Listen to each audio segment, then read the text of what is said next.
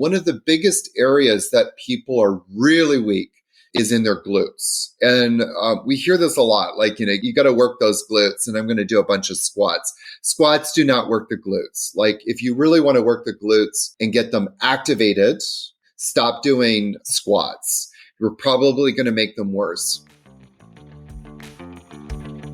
You are listening to Personal Development Mastery, the podcast that empowers you with the simple and consistent actions you need to master yourself and create a life of purpose and fulfillment. I am your host, Yogi Aron, and this is episode 368.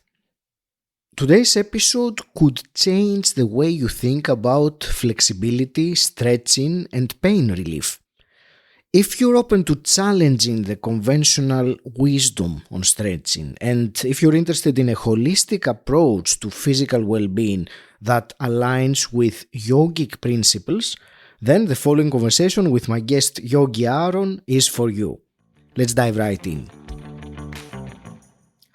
Today I am thrilled to welcome Yogi Aron, a leading figure in the world of yoga who's challenging the norms of traditional yoga practice. Yogi Aron, you are the creator of a groundbreaking approach to yoga called YAMA, Applied Yoga Anatomy and Muscle Activation. You are the author of Stop Stretching, a new yogic approach to master your body and live pain-free, and the host of the podcast Stop Stretching. With a unique perspective on stretching and flexibility, your teachings aim to liberate us from chronic pain and reveal yoga's true purpose. Your mission is to help as many people as possible live a pain-free life so that they can realize yoga's true intentions. Yogi, welcome to the show. It's such a pleasure to speak with you today. Thank you, Agi. It's great to be here after all this time of us trying to make a time. Yes, some good things take a while sometimes to happen. So I'm glad we made it. And today we're going to delve into your revolutionary approach to yoga and explore how it can help us lead a pain-free and fulfilling life, as you said. Before we go there, let's get some background from you. So tell me about your journey and perhaps a key defining moment that led you to all this that we're going to talk about today. Yeah, I know that our time is a little limited, so if I start talking too much, just cut me off. I won't be offended. So I was a very active, youthful teenager, as I think a lot of young boys are, and I was very much into sports. And by the time I turned 18, I started noticing my body tightening up. So as it started to tighten up, I decided that I needed to stretch. And so I started stretching. And the way that I did that was I got into yoga. So there was I went to the gym to work out, and then I went to yoga class to stretch my body. So sometimes when I use the word stretching in yoga in this period of my life, it's interchangeable.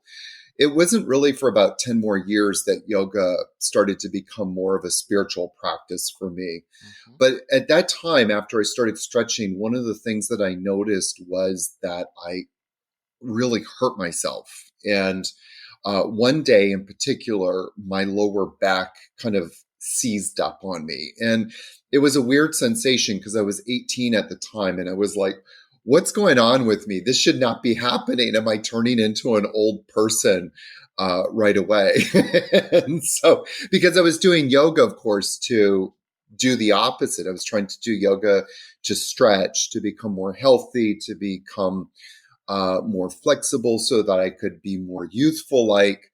And this cycle persisted. I did more yoga to become more flexible, to help me have less back problems. Mm-hmm. And I ended up with more back problems. And it took me, by the way, about 25 years to connect that dot. It just didn't connect. And I'm going to jump ahead. My chronic pain story is quite long. There's a lot of other issues that started to evolve, but it sort of all culminated around the age of 45. So about 6 years ago now, when I ended up in an emergency room for a procedure on my lower back because my back had inflamed so much that I started to I couldn't walk. And so when I went into the emergency room, the doctor said to me, "We think we might need to do a spinal fusion in your lower back. We're going to try this procedure first, but if it doesn't work, we might need to do a spinal fusion." And that was like the big light bulb moment for me because, I had been doing yoga to avoid these problems. And at 45, which for all intent and purposes these days is kind of a young age. I think it's a young age. And so I was like, oh my God, I need to kind of like reevaluate everything that I was doing. So that kind of brought me into this whole idea of muscle activation technique, which is a system and a process of really kind of like looking where there's muscular weakness, what is the cause of muscular weakness, and then fixing it through muscle activation. And so that's where the muscle activation part of a YAMA comes into it, is looking at like, how do we start to address muscular weakness? So a lot of us think that we need to stretch because we have tight muscles. But we never once consider, why is the body tight in the first place? And so tightness comes from muscles not working properly. It's not really, the body is in a protective state because it doesn't feel stable. So what does it do? It tightens up. And it's kind of like akin to walking on ice. If you walk on ice, your body starts to go into a contracted state, a protective state, if you will. And so from a YAMA perspective, what we need to do is actually address that tightness through looking at where is their weakness. And usually, not usually, all the time, if we take care of that muscular weakness, those muscles that are not working properly to stabilize joints, if we take care of those muscles and get them working properly, get them fired up, the tightness basically disappears and we no longer have that tightness. So the tightness is actually teaching us something about our body. And I didn't know that. So when I got into yoga, I was trying to take care of stretching tight muscles, tight hamstrings, tight lower back, tight quads.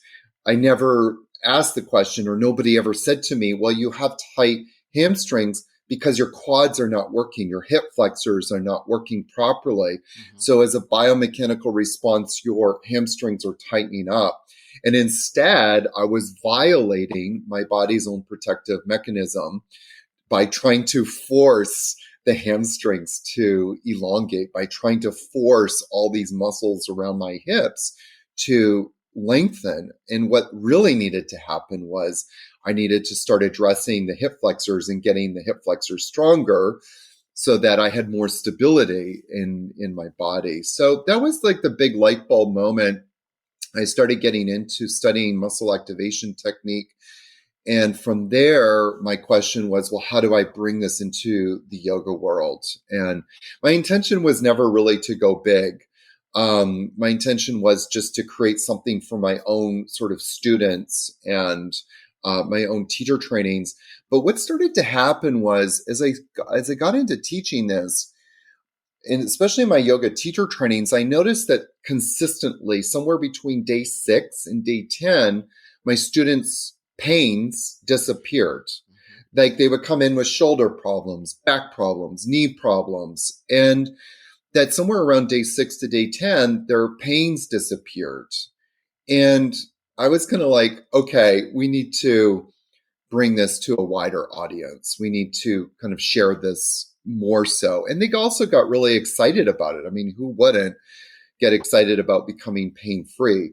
So that's kind of what's motivated me to share this a little bit more beyond my own students. I see. I'm blessed to have a body that does not have any, pains of that kind. So there is a part Mhm. of me that cannot really relate completely anyway with what you're saying. But I did have a couple of questions coming up while you were describing your story, and so you talked about muscle tightness and Mhm. weakness, and and also about that you were while you were stretching to alleviate the pain that you had, the pain kept on getting worse. There are two questions really that come to mind. First, is it possible that you were stretching too much for what was going on? In other words, is there a level of stretching that could be beneficial, and obviously if you overdo it, it could cause problems? And also, that muscle tightness and that weakness, is that something that, how do I know if I have that situation? How do I know if my muscles are not operating in the way that they should? That's so help me to understand that, please. Yeah, so there's a lot to unpack in your two questions and in your statement. So the basic answer is no. I do not teach any kind of stretching at all. And by Okay. stretching, what we're talking about is moving the body in a passive way to, I'm going to use this word, a lot of people may not like this, but it's essentially what you're doing to force a muscle to lengthen. Mm-hmm. Anytime we passively start to force a muscle to lengthen, Mm-hmm. we're going to cause more stress. And anytime a muscle experiences stress, which then leads to trauma, probably because it's been overused, you're overusing or over lengthening that muscle. Anytime you start doing that, it's going to shut down muscles. It's going to create inflammation. And inflammation is going to start messing up the messaging system. It's going to inhibit that neuromuscular connection between the brain and the muscles. Mm-hmm. And so anytime that messaging system becomes compromised, muscles will shut down. They always will. And I see this constantly all the time. So the question then is, why would you want to stretch, passively stretch? Why would you want to passively try to manipulate your body? What we need to do is get muscles working properly. So, and this is kind of honoring, if you want to use that word, honoring the muscle function of the body, honoring the process of muscle function. So for muscles to work, Mm-hmm. they need to shorten. Muscles don't really work in an elongated state. Muscles move bones, okay, and they move your body and they also stabilize joints. And they also do a lot of other things, but those are the two big ones. I think we Mm-hmm. can agree on that. They move bones.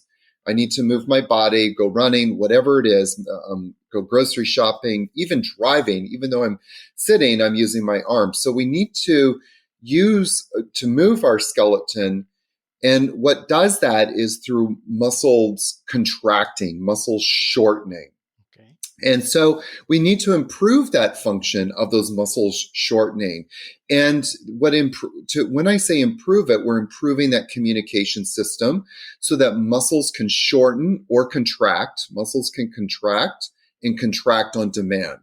That there's not this thinking about it. I mean, I think some people, like, for example, if you get out of bed in the mornings, some people, especially as we get older, have to take more time because we're kind of like thinking about it. Like, oh my God, I have to think about rolling over. I have to think about putting my feet on the ground and wait for my body to catch up. But that should happen instantaneously. Like, we should be able to just move the body instantaneously. Why can't we? Because the muscles have lost their ability to contract and Mm-hmm. contract on demand. So the short answer or the long-winded answer is that there's never an acceptable amount of stretching from this perspective, because you're always going to negatively impact muscle function. Now, I can't quite remember now your second question. Why are muscles tight? That's what it was. And so one of the things before I jump into that is that you had said, well, you don't really have pain, but I would bet either one of two things. And this isn't, by the way, I hope you don't take this in a negative way, because not at all. You I'm open the door to find out what you says. I'm going to go down Sure. that whole way. But you said, like, I don't really have pain. So I'm going to just respond. What I have found is either one of two things or both, probably both things, is that A, you've learned to turn off that part of your brain that acknowledges that you do have pain. So a lot of us are, we've gotten very good at just kind of dismissing pain, or numbing ourselves, numbing that conscious part of our brain. Like sometimes you hear people say, I have a high pain tolerance level, and so I have a high pain tolerance level. And I think it's one of the reasons why I kept injuring myself. And I'm speaking personally now, is like, I got really good at denying I was in pain, or dismissing it, or just kind of like tuning it out, And so if you had asked me if I was a person experiencing pain, I probably would say, not really. No, I'm good. But the truth is that I was in a lot of pain, and which then I was trying to work through that pain. And you hear this a lot with gym teachers. You hear this a lot with yoga teachers. Pain is just a state of mind. You got to work through the pain, or no pain, no gain. Yeah. So a lot of us have a very interesting kind of paradigm around pain. And it's, there's kind of like two schools or a couple of different boats, but one of them is like, ignore your pain. And then the other boat is like, celebrate your pain. But the ignore your pain part, side of it is very strong and very endemic. And then the second thing is, like, I'm sure that everybody has some sort of muscle tightness. And this is kind of like, another response to you is that I'm sure like we could find in your body different limitations in range of motion. And because we have those limitations, we now are starting to compensate. And that compensation is what then leads us to kind of stressing out a joint, or then thereby overusing a joint, or then traumatizing that area. So muscle tightness on any kind of level is a signal that there's like a restriction in the body. There's the certain part of the body is in a protective state. So for example, like I get a lot of neck issues sometimes, and it's getting better and better.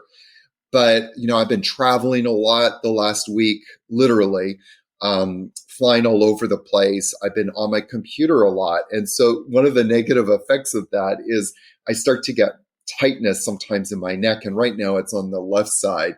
And so I woke up the other morning and there was some tightness there. And so, the typical counterintuitive thing that we do is like, okay, I've got to stretch this neck out. I've got to like elongate these muscles to get rid of the tightness. But from my perspective, I'm kind of going, okay, where is there instability in my body? The neck is tightening up as a result of muscles not working properly.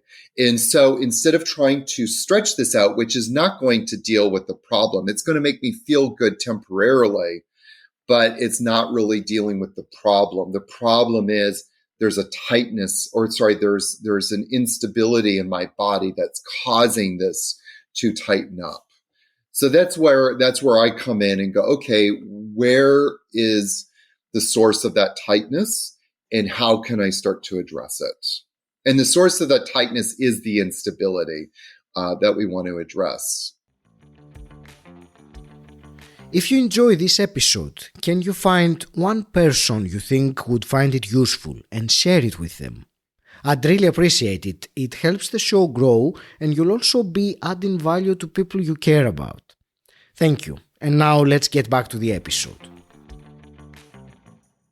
I was thinking of what you were saying. I mean, the first bit about ignoring my Yeah. pain, as far as I'm aware, consciously anyway, I wouldn't consider myself to have a high pain threshold. So then you mentioned the word tightness, and I have certainly what you said with the neck. I can resonate with that, and Yeah. sometimes I do this, and and stretch my neck, or so I can.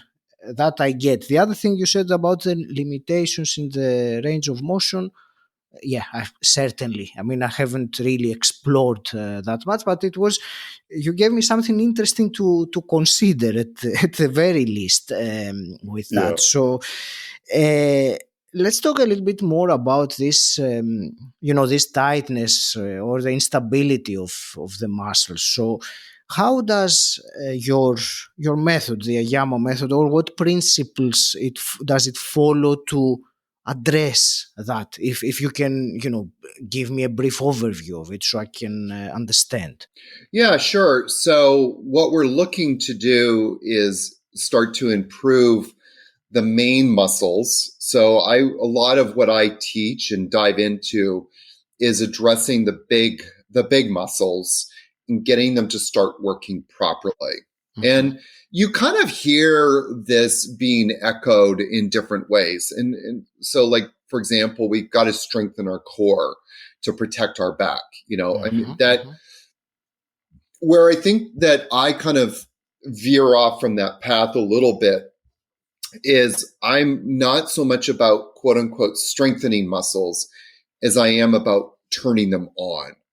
And it's literally like so many of us are walking around with, like, we have the core muscles.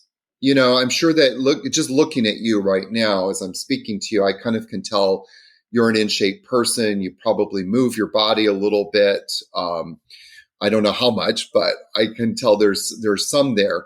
But if I went in and tested your core muscles and tested their force output, not how much you can bench, not how much you can lift, but that your muscles can contract and contract on demand. That's our definition of stability. If I tested some of those core muscles, if I tested most bodybuilders' core muscles, they would probably always test weak. And I'm not saying that to be facetious or glib. I'm saying it as factual because I've done it. I've tested like so many people's muscles and they always test weak. So what we try to do from our perspective is improve those muscles' ability to contract and contract on demand. And the way to do that is through isometrics. So I don't know that I've necessarily created anything new per se, but what I have done, which is unique that I haven't really seen other people do specifically, is to systematically go through and start working on getting specific muscles working through a series of isometrics and through the programs that I've been, working on creating the last few years. That's where it kind of differs a little bit. And we have to be careful because, a lot of people hear, okay, I want to get my muscles strong. That's what Yogi Aron says. But then they go to the gym and they start benching, 100 pounds or 150 pounds. That could make your muscles weaker. If your muscles are weak and are not contracting and contracting properly, and then you start putting a load on them, that can actually make them weaker. So we need to start. And one of the principles of a YAMA is less is more. So we need to kind of like approach it with that less is more attitude. So let me give you an example. One of the biggest areas that people are really weak is in their glutes. And we hear this a lot, like, you gotta work those glutes, and I'm going to do a bunch of squats. Squats do not work the glutes. Like, if you really want to work the glutes and get them activated, to prove that neuromuscular connection, stop doing squats.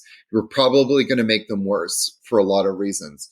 But if you really want to get the glutes activated, one of the simple muscle activations is to do bridge pose. Bridge pose is fantastic. So it's like when you're on your back, you bend your knees a bit, bring your knees up close to your hips. Your feet are about a little bit wider than hip distance apart. Your arms are out to the sides and you use your hip extensors to lift your hips up as high as you can. And so that action is going to start engaging the glutes properly, because now you're bringing them to a greater range of motion. You're using them. There's 100% accountability. You're not passively lifting the hips up with your hands. You're actually using your hip extensor muscles. And you do that for 6 seconds, and you do that 6 times. Instead of stretching, quote unquote, before you exercise, which shuts muscles down, instead do bridge pose, and you'll feel stronger, more powerful, and more stable as you start to exercise. That's great. And one thing I understand now with our conversation is that we have time mainly to scratch the surface of it, because it's a huge topic, Augie. Yeah. I know, and the bridge pose, which I am familiar with it. I'm trying to understand what about the bridge pose is not stretching, because in my mind I am stretching myself when I do the bridge pose, unless I'm doing it in a wrong way. So let me ask a question though. What part of your body do you think you're stretching when you do bridge pose? Instinctively, the answer that comes to my mind is the shoulders that support my weight. Okay. And maybe also I'm trying to think now, and I don't want to take my headphones off and try and do it now so I can give you instant feedback. I could, but the shoulders is the first thing that comes to mind. Also the back and also my glutes. Now that you say it, I hadn't noticed it, but now I remember how my body feels when I do that. Okay, so that's interesting. And like you said, we're just scratching the surface, but I'm just going to point out, and you kind of like enunciated this. A lot of people don't understand what stretching and contracting is. So when you come up into bridge pose, is your glutes shortening or lengthening? Shortening, I think. Shortening. So is that a stretch? Stretch is normally when a muscle elongates. You're right. Yes. So so part of it is just changing our perception or understanding, what we're talking about. And Augie, in my opinion, and I don't know if I'm going to change the world, but I'll keep doing my best. That we're also doing is educating people. A lot of people don't use words and they don't understand the meaning of those words. Yes. Words are important. So what you said was, I feel my glutes stretching, but what you really meant was you feel your glutes actually engaging, which is a very positive thing. Now, what I want to point out to you is that there is a part of your body that is, for lack of a better word, stretching, but the better word to use is relaxing. So as you engage your glutes and lift your hips up, there's a reciprocal muscle that's now elongating, and those are your hip flexors. So some people might say, well, my hip flexors are now stretching. It's actually not true. They're just relaxing because, and the more your glutes engage, the opposite muscle will relax. So if you have tight hamstrings, the reciprocal muscle is the quads. If you get the quads engaging properly, if they are activated properly, now the hamstrings are going to naturally, as a reciprocation, elongate. And the funny thing to me is that when you and I were in grade school, when all your listeners were in grade school and we were learning biology, simple biology, we learned the function of muscles. We learned that muscles are supposed to contract to move bones, to stabilize joints. We also learned at that young age that muscles work in opposites. There's an agonist and antagonist relationship. And, somehow we've just forgotten this ancient wisdom. I find that really hysterical and perplexing at the same time.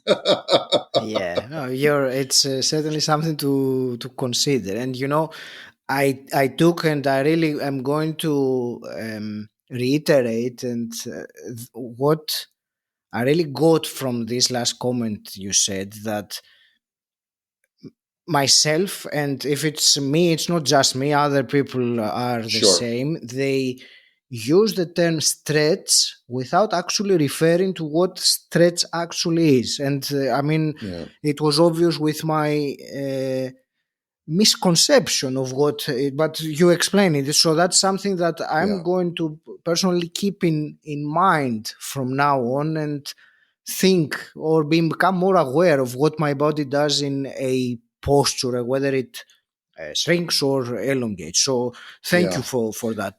Can I uh, just say one little thing? And I know that we're running out of time, but it's important, like for people listening, I think one of the most damaging things that, fitness trainers and especially yoga teachers, you see this epidemic a lot, say to us is like, listen to your body. You know what your body is saying. The problem is I can listen to somebody speaking Japanese and I can listen to them. I have no idea what they're saying. And so in vice versa, we don't understand the language of our body. And part of what I'm passionate about is actually teaching people the language of our body. For example, we were just talking about muscle tightness. I'm trying to teach you, okay, the muscle tightness is a protective mechanism. What's protecting itself? That's like the first acknowledgement, right? So where before you might go, oh, my body is tight, I need to go and stretch it. So you're misinterpreting or don't know the language of our body. And I think that's part of the problem too, is like we are using the wrong words or incorrect words to put, where somebody is saying hi to us in Japanese, but we're actually thinking, oh, they want to know if we want to eat, That's also a great point. What you said about listen to your body, and do you actually understand what it says? So Yeah. there are very subtle nuances, I suppose, there, that maybe you can understand some very major things, but certainly. Uh, so yeah, thank you very much. That's also a great point to take from this. I do have a couple of last final quick fire questions that I always ask my guests. Before we go there, can you please share how can people find out more about you and connect? Yeah, absolutely. If people want to learn more about this, just go to my website, yogiaaron.com, yogiaaron.com. And it's a gateway to everything that I'm doing. There's a ton of free offerings on my website. One of them is the 7-day pain-free series. So 7 days to becoming pain-free. They can also get my book, check out the podcast series, et cetera, et cetera. And also I have a huge YouTube channel with over 200 practices on there. So there's a lot of free offerings that people can take advantage of. Thank you. Let me ask you then my quick fire questions. And the first one is, what does personal development mean to you? If you ask I know this is a fire round, but that question has changed so much from 30 to 40 to 51. I think for me, personal development means the process of letting go of my attachments to pain and opening up to purpose and intention. Great. And a hypothetical question. If you could go back in time and meet your 18-year-old self, what's one piece of advice you would give him? I have two pieces of advice. The first one is stop stretching, young man. Because I could have avoided so much future pain in my life. Right. Stop stretching. And the second piece of advice is just chill the F out. Because I think in 18, I was so stressed out about feeling like I needed to, conquer the world right away. And, it just, I wish I could just say, hey, enjoy the journey a little bit more. That's a great piece of advice indeed.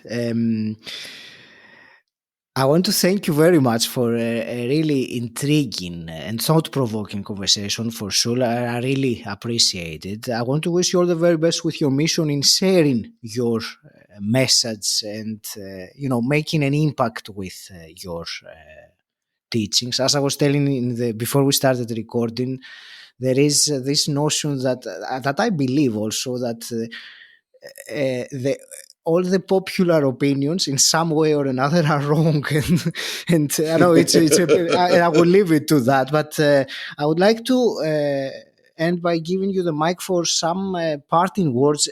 In particular, if you could share something actionable, maybe what is one simple practice that our listeners can do starting today as a result, of this conversation we had.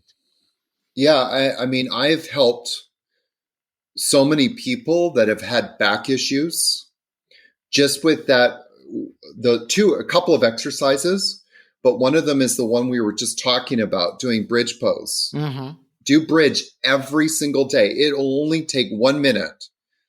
1 minute a day to do bridge pose. You come up for 6 seconds, hold it, come up for 6 seconds, hold it for 6 seconds, and then come down and repeat it 6 times. It's sort of the magic number of muscle activation. 6 seconds, 6 times. The other one, and I know that people go, oh my God, I want to do that. And then they don't, but I'll say it anyways, is Superman pose. So kind of like a locust pose. You come on your stomach, you lift your legs and you lift your chest up as high as you can. Again, 6 seconds, 6 times. You do those 2 times, or do those 2 exercises every day. Take you 2 to 3 minutes, 2 to 3 minutes a day. And yourself 10 years from now will thank you so much.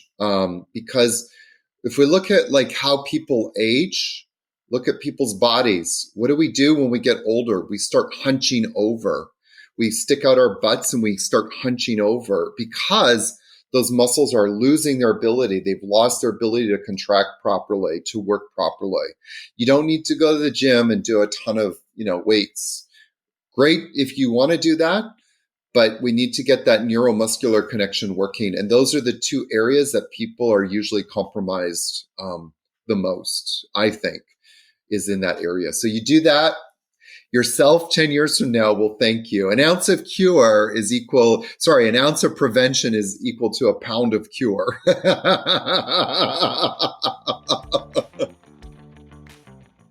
And before I close today's episode, an open invitation to you listening right now. I invite you to find me on Facebook or LinkedIn or Instagram and send me a direct message about anything you want. You can tell me who your favorite guest has been so far, or tell me who you would like me to interview next, or anything else you would like to discuss about the podcast and how it can serve you better. So this is an open invitation. Drop me a line and we'll have a chat. Until next time, stand out, don't fit in,